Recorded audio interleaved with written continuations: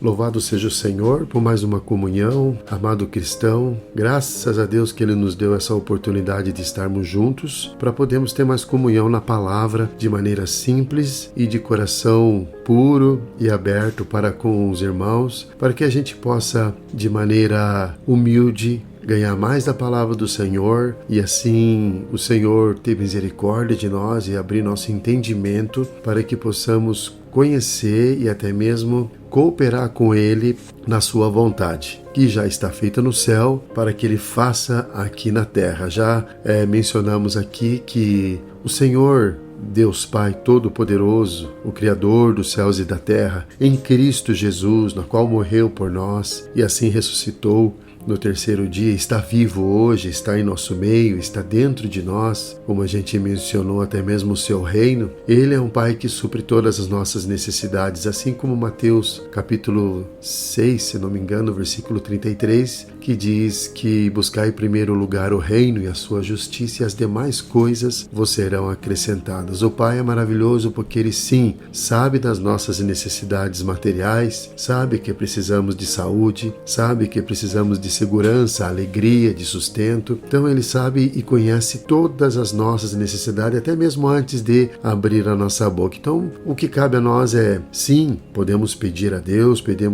podemos clamar ao Senhor para que Ele supra nossas necessidades, apresentá-las diante dEle e crer que Ele irá nos atender. E precisamos nos atentar num ponto que Deus também tem a sua vontade, a sua necessidade, o seu desejo, de realmente reinar sobre a sua igreja, de reinar sobre essa terra, de reinar com a sua vida sobre os seus filhos e assim um dia temos um novo céu, uma nova terra, a nova Jerusalém, um pouco antes disso o seu reino, onde nós podemos gozar de um banquete celestial maravilhoso com todos os santos e assim no final estarmos na nova Jerusalém com todos os irmãos, todos os santos aí reinando de eternidade para eternidade em Deus, em Cristo Jesus. Graças a Deus. Amém. Então, Mateus capítulo 6, estamos falando sobre a oração que o Senhor Jesus nos ensinou, a partir do versículo 9, na qual nós já temos outras comunhão passadas, falando ali, portanto, vós orareis assim, Pai nosso que estás nos céus, santificado seja o teu nome, venha o teu reino, faça-se a tua vontade, assim na terra como no céu. Nós vimos a primeira parte, portanto, vós orareis assim, Pai nosso, que estás nos céus. Essa foi a primeira parte. A segunda, santificado seja o teu nome,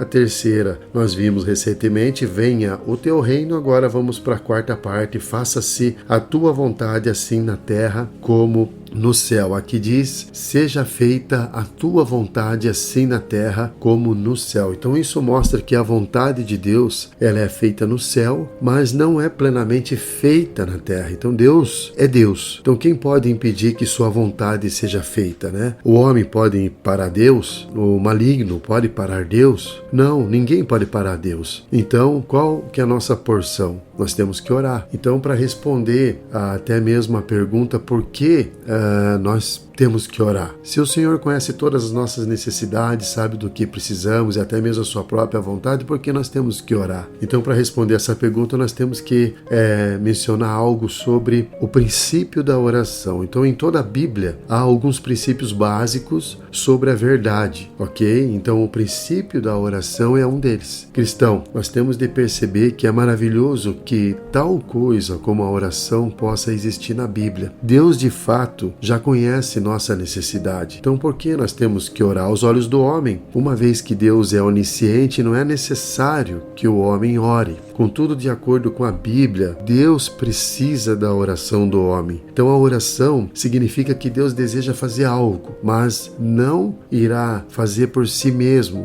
Ele esperará que o homem ore na terra para que a vontade dele seja feita. Deus tem a sua vontade e pensamento. Contudo, Ele está esperando que o homem ore. Deus conhece nossas necessidades, contudo, tem de esperar que o homem ore antes que ele faça algo. Ele não se move por si mesmo, mas somente depois que o homem estiver orando. Então, a razão de precisarmos orar é que Deus não fará nada por si mesmo. Ele precisa esperar que o homem ore antes que ele trabalhe. Deus quer fazer sua vontade, mas para que ele realize sua vontade, ele está à procura de canais que orem para que esta vontade no coração dele seja feita aqui na terra. Então o Senhor Jesus, lá em Lucas capítulo 2, versículo 25 e também 36 ao 38, o Senhor Jesus, ele tinha de nascer, não é verdade? E para que ele pudesse vir se cumprir as escrituras do Velho Testamento segundo as profecias, um Simeão e uma Ana tiveram que orar, e tantos outros santos, até mesmo para receber o Espírito Santo, esperar que ele descesse, os 120 tiveram que orar. Em Atos capítulo 1, versículo 15, capítulo 2, versículo 1 e 2. Então esse é o princípio da oração. Então será que podemos pedir a Deus por meio da oração que não faça o que ele deseja? Não, não podemos. Contudo, Deus, ele tem de esperar que oremos antes que ele possa fazer o que deseja. Então, no tempo de Acabe, por exemplo, a palavra do Senhor veio claramente a Elias, que diz assim: darei chuva sobre a terra. Mas Elias teve de orar antes que Deus enviasse a chuva sobre a terra. Você pode ler em 1 Reis, capítulo 18, versículo 1 e do 41 ao 45. Então Deus, ele não levará a sua vontade adiante sozinho. Ele tem e espera que o homem ore. Então nós podemos dizer assim, o que é a oração? A oração é primeiramente Deus ter uma vontade. Em segundo lugar, é que nós toquemos nessa vontade e oremos por ela. E em terceiro lugar, que Deus responda a nossa oração. Então muitas pessoas têm um conceito errado de que a razão de o homem orar a Deus é iniciar algo e pedir a Deus que faça algo, mas a Bíblia, o Senhor nos ensinou a orar. O próprio Deus deseja que seu nome seja santificado, que seu reino venha e que sua vontade seja feita, assim na terra como no céu. Contudo, ele não fará isso sozinho. Ele está esperando que a igreja ore. Se eu orar, se você orar, se todos orassem, e se as orações fossem suficientes, o nome dele seria santificado, o seu reino virá e a sua vontade será feita assim na terra como no céu. Então os filhos de Deus devem aprender a fazer esse tipo de oração. Nós precisamos lembrar-nos sempre que Deus deseja e do que ele quer fazer. Então, embora Deus tenha determinado fazer algo, ele não o fará. Ele tem de esperar que seus filhos sejam movidos pelo Espírito e desejem expressar sua vontade por meio de suas orações antes que ele responda. Então, embora o cumprimento máximo do seu nome ser santificado e seu reino vir e a sua vontade ser feita assim na terra como no céu, vá ocorrer somente no milênio, o momento de isso acontecer, isto é, de ocorrer mais cedo ou mais tarde, depende das nossas orações, das orações dos filhos de Deus. Ele esperará que seus filhos orem de acordo com a vontade dele, que já está feita no céu, para que ele faça aqui na terra. Então alguns assuntos podem ser considerados secundários na vontade de Deus, mas Deus tem uma grande vontade e os assuntos secundários de sua vontade estão incluídos nessa grande vontade. Então quando prestamos atenção à grande vontade de Deus, todos os assuntos secundários serão resolvidos. Aleluia! Deus tem uma vontade no céu e seu Espírito a transmite a nós. Portanto, nós podemos ecoar, clamar a Deus assim, por exemplo, Deus, pedimos-te que realizes isso. Então, quando isso acontece, Deus, ele irá realizar a sua vontade. Por quê? Porque conhecemos a vontade dele. Então, esse é o princípio da oração revelada na Bíblia. Então, o mover de Deus hoje é afetado por nossa oração sobre a terra. Preste bem atenção, cristão, que temos que pedir a Deus que abra nossos olhos, que nos conceda espírito de sabedoria e de revelação, de tal maneira que possamos ver que o mover no céu é afetado pela nossa oração sobre a terra. Nosso Senhor revelou-nos esse mistério, que estiver escondido dos séculos. Irmãos cristãos, se estivermos dispostos a fazer um sacrifício no Espírito e a separar um tempo para orar, iremos ver que esse tipo de oração não apenas recebe resposta de Deus, mas também recebe uma recompensa. Então a vontade de Deus, para que você entenda melhor ainda, é como um rio, e a nossa oração é como um leito do rio. Então se a nossa oração for grande, o comprimento da nossa nossa oração também será grande, entendeu? Então, se a nossa oração for grande, o cumprimento da nossa oração também será grande. Se a nossa oração for limitada, o seu cumprimento, o cumprimento de Deus também será limitado. Eu não sei se os irmãos lembram ou têm conhecimento que houve um grande reavivamento